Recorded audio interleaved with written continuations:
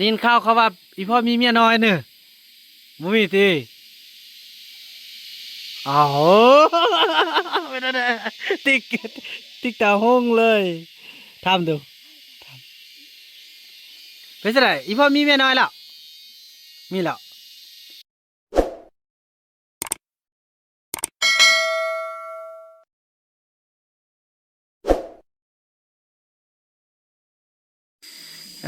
สบายดีพ่อคิง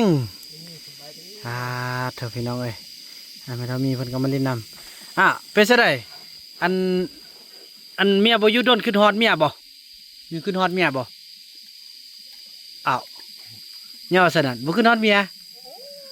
เด้ย ขึ้นฮอดเมียกอดเด้อว่ากอดดูกอดเมียเด้ลูกกอดมันยังแหละน่า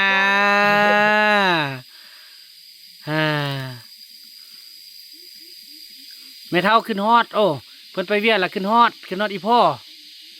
ขึ้นฮอดอีพ่อพ่อก็ขึ้นฮอดเมียเนี่ยทอดเนี่ยไปกอดเลยกอดให้เบิ่งเด้ กอดให้เบิ่งเด้อวะเนาะ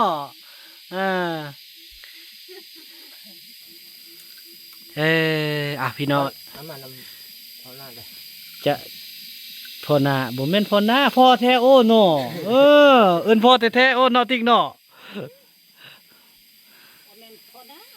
พ่อแท้ๆเบิ่งมื้อนี้จะทำความรู้สึกพี่น้องเอ้ยเนาะสิทำพุ่นน่ะสิทำเบิ่งความรู้สึกของอันระหว่างสองคนป้ามานั่งหม้อกันแม่เว้ยมานั่งหม้อกันแม่สระได้ยินได้ยินข่าวเขาว่าอีพ่อมีเมียน้อยเนอะบ่มีติอ้าวไม่ได้ติ๊กตาห้องเลยทำดูเป็นไงอีพ่อมีเมียน้อยแล้วมีแล้วมันเขาเด็กน้อยเขายกลิ้นซื่อๆแหละลูกยกบริโนอนติดกันคือบ้านคุณเราหันพอไปคนเล็กคนน้อยชำนี้เขากุยกหันเขายกแท็กกันนำกันเขากุยกลิ้นบริโนอนติดกันอันนอนติดกันนี่พอจิบวกเน่อันนี้เขาจิยกที่ดำหม้อเน่อันนี้คืออีเจ้าก็เฮ็ดอีจอมก็เฮ็ดอีมุกกูเฮ็ด2 คนโอ้ทานอีเต่าอยู่พุ่นเนาะอีเต่าอยู่บ้านนู่นเนาะแล้วคือพอไปบ้านพุ่นอันนี้เขาก็เฮ็ดหม้อดำอันนี้เขาก็เฮ็ดบัดคนชุงเขาก็เฮ็ดผู้ชายเขาก็เฮ็ดแดดำบึดเขายกนะแล้วยกหันแล้วอีแม่ว่าอีพ่อมีเมียน้อยนะเดี๋ยวนี้น่ะบ่มีติบ่แม่บ่มีติมีแท้แน่วาดแน่ลูกอุ้มแล้วตอนนี้อันอีวัดพูดไปนำเมียพวกอีวัดคนไทยกับพ่อแม่โอ้ไปพุ่นเลยเขาไปอยู่แปะหอยนำชงแล้วเมียขับแปะหอยชนาถือว่าเขาว่าตัวซื่อๆเนาะเขาว่าตัวซื่อๆเขาว่าแท้ติ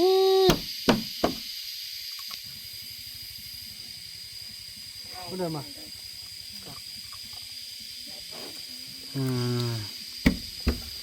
จวนอีแม่ว่าอีพ่อแต่มีผู้สาวน้อยเนาะสาวน้อยสาวกกของอีพ่อตัวลูกตีมีกับบอกดีเอ้ยบอกอีพูดได้ไหมเฮ้ยครับมาไปเฮามันนักเลงวูแต่ทิ้งค่ะแล้วตอนนี้มาเอาเข้าบ่คืออันจุนั้นอยู่แซ่บว่าจุเขาจอมอยู่ทางใดไปอยู่แปะหอยชนาเนี่ย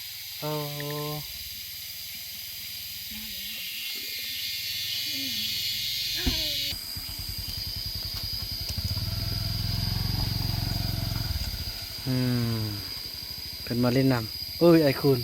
แล้วอันนั้นลมต่อแล้วอีพ่อกับหู้ในบนเขาพ่นไทยอยู่นะหู้น่ะต ที่บนเก้าเนี่ย อยู่บนได้วะ อยู่บนเก้า อยู่บนได้ บนเก้าเนี่ย บนเก้า มันเก้ามันมีลายบนเก้าเนี่ยอ่า ป้ามาอยู่เต็ม โอ้โห อยู่เต็มเลยอ่าคือใช่ได้ส่องพ่อเมียนี่ผู้เมียวันนึงผู้ผัววันนึง ผู้ผัวว่าบ่มีเมียหน่อย ผู้สาวหน่อย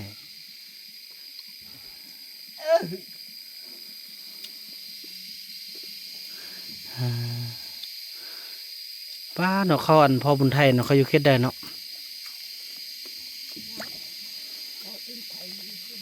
เพราะเจ้านายสิมายามเพิ่นสิมายามคณะแนวเหล่าสังสัตว์แขวงกับแนวเหล่าสังสัตว์เมืองพี่น้องจะมาเยี่ยมยามจะได้ไประดมแล้วเขาอยู่เขตใดวะเบิ่งเด้อ เขา ไปชอบอัน เขาอยู่บนเดียวกันเนอะหรือว่าเขาแจกย้ายกันอยู่เนาะ เขาเนี่ยไปอยู่ที่แปะเขาใส่ให้หมูนั่นแหละ อยู่สินะ คนไทยเขาบอกว่าอยู่กันบ่แม่นหมู่เฮาหมู่คนเนี่ยเขาไปอยู่คุณอยากน้องมาเห็น แยกออกเนาะ กินข้าวอ่ะบ่อิ่มปันกันหมู่นี่บ่อิ่ม กินนำกันหลายคนและบ่อิ่ม เขาแบ่งไปอยู่ อยู่ผู้เดียวคิดที่เนาะนะคิดแล้ว อีจอม อืม จอมนี่ของแม่อยู่ปุ่นแม่บอกเอามา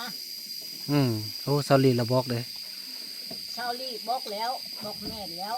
ว่าอีจอมนั่นเอามาดูน้ำแม่อีมุกหันอีมุกกับแม่กับพ่อ นางลีเฮาพี่น้องสุดยอดเลยเนาะนางลีเฮา ก็ว่าบ่ได้หมู่นำกันว่าบ่แม่นหมู่นำกันก็ว่าคนอื่นบ่แม่นหมู่เดียว อืม นี่ไปอยู่หันอันอยู่นำกันอยู่นี่ก็แม่สิบอก อืม กูอยู่หัน สิได้ไปเอิ้นแล้วก่อนพอเจ้านายสิมายามเนาะ ไป น้องคันเป็นหยังน้องมียุง มันยุ่งกัดน้องไปฟ้า ไปทางใดนี่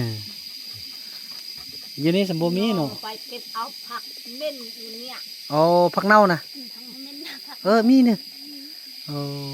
ผักชิดแซ่บก็ แซ่บเนี่ยจะได้ไม่เท่ามีเห่าแห้งๆอยู่เต้โอ้ยเหี่ยวกระโดดจ้อยกระโดดไม่เท่าค่อยนี่เบาแล้วนี่ประมาณ25 โลแล้วนี่ เอาไว้เนาะ จะแม่นบ่ อันไอ้คำน้อยเด้ไอ้คำน้อยกับโฮตี้บอลอันเขาอยู่น่ะ บ่เขาเอาคำน้อยก็บ่เห็น คำน้อยไปอยู่ทางใดมา อยู่ฟู เพื่อ แปะอันนี้พอที่เพื่อนท่านเนี่ย นี่ อยู่หันเนี่ย เออ อยู่หันแหละกินข้าวกินน้ำอยู่หันได้ไปยังรับอยู่หัน นี่ เอาเบิ่งหมูแหวหมูบ่ได้ถือจักตั บูทึกจากโตวเลยแซ่บบ่เป็นตี ดับยาสูบแดกก็บ่มียาสูบตายอึดบ่มียาสูบ บ่มียาสูบ ยามฝนตกโทรได้บักนิดเดียว ปูไล่ ฮักเอาอีแม่เด้ออีแม่กินฮอดก็เด้อ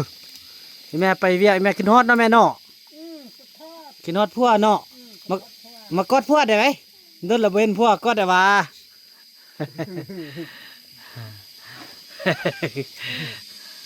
เขาว่าอันอีแม่ว่าอีพ่อมีผู้สาวน้อย แล้วมันบ่แม่นติ ก็สิเว้ายอกกันซะแหละพี่น้องบ่มีดอกเนาะเบิ่งแล้วมันน่ะเขาเจ้าก็เว่ายอกว่าหัวคือละเว้าหั่นแหละว่าเอาแบบเขาเจ้ายอกกันยอกแบบยอกโนโฮม่วนหั่นนะพี่น้องไอ้เขาไม่ก็คือสิบ่แม่นดังที่แม่เว้าดอกเนาะเออโอ้ยเนาะสุดยา เอาอันอุ่นหันเอาโครงทุกพลาวเอาพวมพลาวแม่ พูดได้บอกโอ้พ่อนี่ว่าฮะไปเอาพวกผู้เรา ว่าพวเอาแม่เอาพวพลาวแม่ ว่าอยากได้เนื้อเขาว่าอยากได้หมูคือเรา อ่า เนี่ยเขาโอ้พวกคนเราบ่อยากได้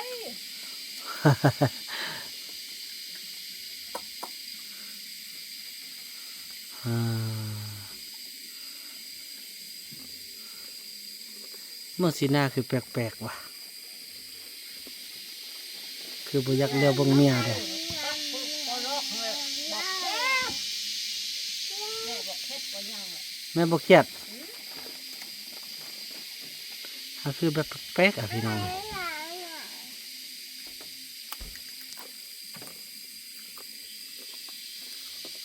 ลงไปลุ่มกัน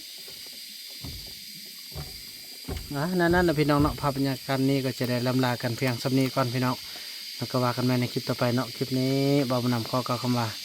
สบายดี